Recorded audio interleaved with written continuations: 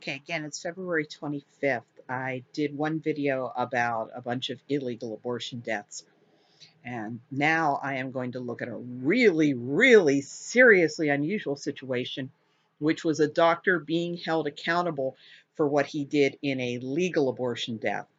And of course, some of this might have to do with the fact that it happened back in 1981 when the Roe versus Wade, anything goes, was less than 10 years old. So people were taking abortion deaths a little bit more seriously than they do now. This is a 26-year-old woman named Betty, and she went to James Franklin at the abortion clinic of Denver, in Denver, Colorado. And her sister Mary had dropped her off at the clinic around 8 o'clock on the morning of February 22nd. But that afternoon, Mary called the clinic and talked to Betty, who said she'd had some complications. So Mary went to pick Betty up and found her pale, weak, in a lot of pain and clutching at her abdomen. So they got back to the apartment, and Mary was helping Betty out of the car and noticed a blood stain on the seat. So she decided, instead of taking Betty to her own apartment and leaving her there, she was going to take Betty home with her. But the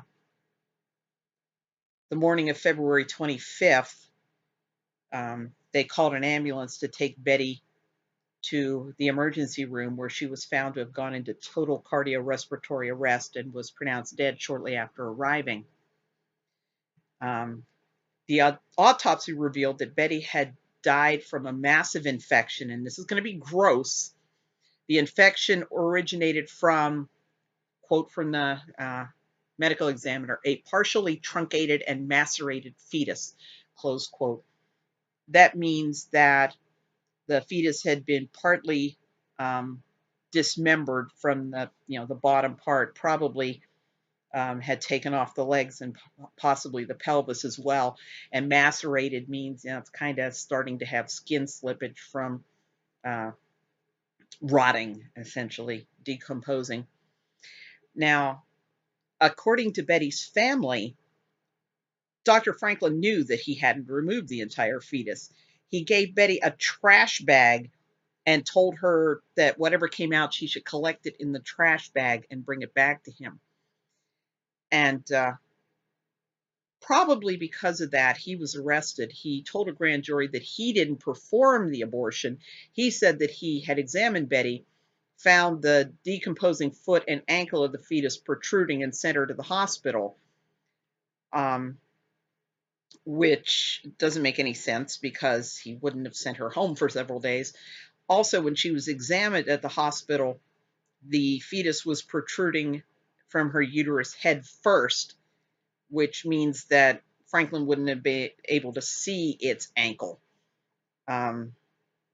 So he was actually prosecuted and convicted of manslaughter and sentenced to prison for 3 years. And this possibly deterred him from doing any more abortions, or maybe even getting his medical license back, because I haven't found any kind of trouble he's gotten into since he was held accountable for Betty's death.